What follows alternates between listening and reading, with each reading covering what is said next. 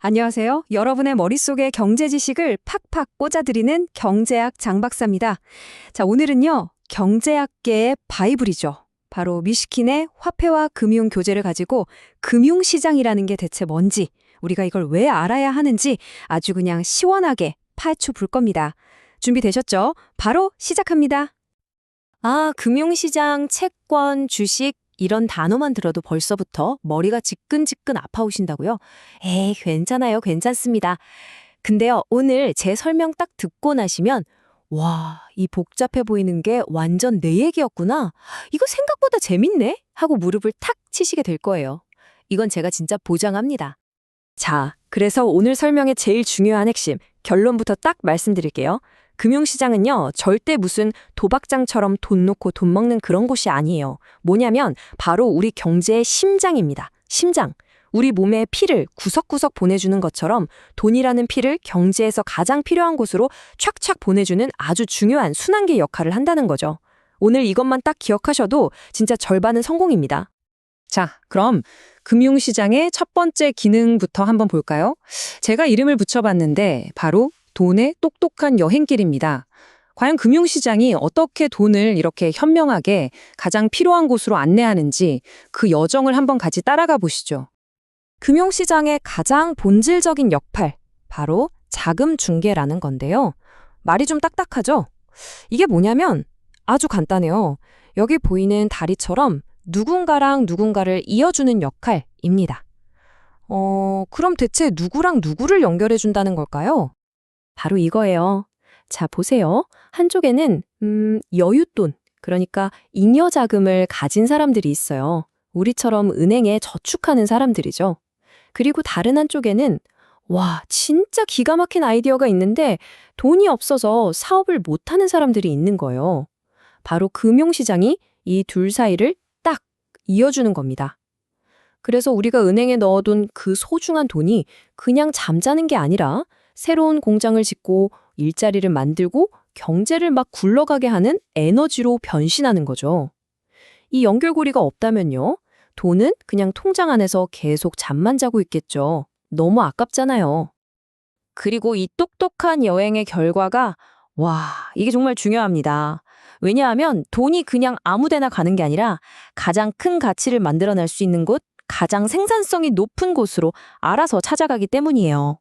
이게 바로 경제 전체의 효율성을 극대화시키는 거고요. 결국 이게 돌고 돌아서 우리 모두를 더 잘 살게 만드는 힘, 바로 그 원동력이 되는 겁니다. 자, 돈이 이렇게 여행을 떠났어요. 그럼 공짜는 없겠죠? 당연히 그에 대한 대가, 일종의 가격이 있어야 할 거 아니에요?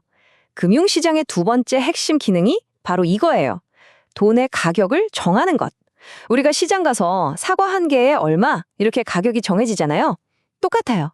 돈을 빌리는 데에도 가격이 붙는데 그게 바로 우리가 흔히 말하는 이자율, 다른 말로 금리라는 겁니다. 네, 맞아요. 이자율. 복잡하게 생각할 거 하나도 없어요. 그냥 돈의 가격표다. 이렇게만 생각하시면 됩니다.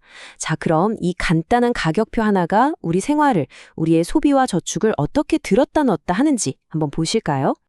완전 시소 같아요. 자, 금리가 막 올라가요. 그럼 돈의 가격이 비싸지는 거죠? 그러면 여러분 어떻게 하시겠어요? 지금 돈 쓰는 것보다 은행에 넣어두면 이자를 쏠쏠하게 주니까 지금은 좀 아껴 쓰고 저축해야겠다 이런 생각이 들겠죠. 기업들도 마찬가지예요. 대출 이자가 부담스러우니까 투자를 줄이게 되고요. 자, 반대로 금리가 낮아지면 어떻게 될까요? 시소는 반대편으로 기우는 겁니다. 소비와 투자가 활발해지는 거죠. 바로 이 원리를 이용해서 중앙은행이 경제 전체의 온도를 조절하는 거예요. 경제가 너무 뜨거우면 금리를 올려서 좀 식혀주고 너무 차가우면 금리를 내려서 따뜻하게 데워주는 그런 온도 조절 장치 역할을 하는 겁니다. 신기하죠? 자, 그런데요, 방금 이야기한 이 돈의 가격, 금리 있잖아요. 이게 우리가 가장 잘 아는 금융시장, 바로 주식시장에도 어마어마한 영향을 미칩니다. 에이, 박사님, 저는 주식 같은 거 안 하는데요? 하시는 분들 계실 거예요. 하지만 주식이 내 얘기가 아닌 것 같아도요, 사실 우리 지갑 사정이랑 아주 그냥 다이렉트로 연결되어 있습니다. 주식시장이 하는 일이 크게 보면 한 3가지 정도 돼요. 첫 번째는 기업들이 사업에 필요한 큰 돈을 마련하는 아주 중요한 창구가 되고요. 두 번째는 우리 같은 개인들이 부를 늘릴 수 있는 기회를 주죠. 그리고 마지막 세 번째, 이게 또 중요한데 앞으로 경제가 좋아질지 나빠질지를 미리 보여주는 일종의 신호등 같은 역할을 한다는 겁니다. 아주 중요한 경기 선행 지표인 거죠. 자, 한번 상상해 보세요. 예를 들어서 주식시장이 엄청나게 올라서 내가 가진 주식 자산이 무려 20%나 올랐어요. 와, 기분 어떠실 것 같아요? 뭐 말해 뭐해요. 완전 좋죠. 밥 안 먹어도 배부를걸요? 바로 그 기분 좋은 느낌. 그게 그냥 느낌으로 끝나지 않고 아주 중요한 경제 현상으로 이어진다는 겁니다. 그게 바로 자산 효과라는 건데요. 보세요. 내 월급이 실제로 오른 건 아니에요. 그런데 내 주식 계좌에 찍힌 숫자가 올라가니까 내가 왠지 부자가 된 것 같은 기분이 드는 거죠. 그럼 어떻게 될까요? 자연스럽게 지갑이 스르르 열립니다. 에이, 오늘 저녁은 외식 한번 하자. 이 옷 예쁜데 하나 살까? 이렇게 되는 거죠. 이렇게 한 사람 한 사람의 소비가 모여서 경제 전체에 활력을 불어넣게 되는 거예요. 그러니까 주식시장은 그냥 숫자 노름이 아니라 우리 실물 경제에 직접적인 영향을 미치는 아주 중요한 곳이라는 거죠. 자, 지금까지 돈이 어떻게 똑똑하게 여행하는지, 돌의 가격인 금리가 어떻게 결정되고 어떤 영향을 미치는지, 그리고 주식시장이 우리 지갑이랑 무슨 상관이 있는지까지 쫙 살펴봤습니다. 그럼 이제 마지막 질문이 남죠. 그래서 이 모든 게 도대체 나랑 무슨 상관인데 그 답을 제가 지금부터 명확하게 정리해드리겠습니다. 답은 아주 간단합니다. 금융시장이 건강하게 잘 돌아가야만 우리가 가진 돈이 잠자지 않고 똑똑한 여행을 떠날 수 있는 거고요. 금리라는 가격표가 제 역할을 해서 경제를 안정시키고 또 우리의 자산 가치도 올라갈 수 있는 겁니다.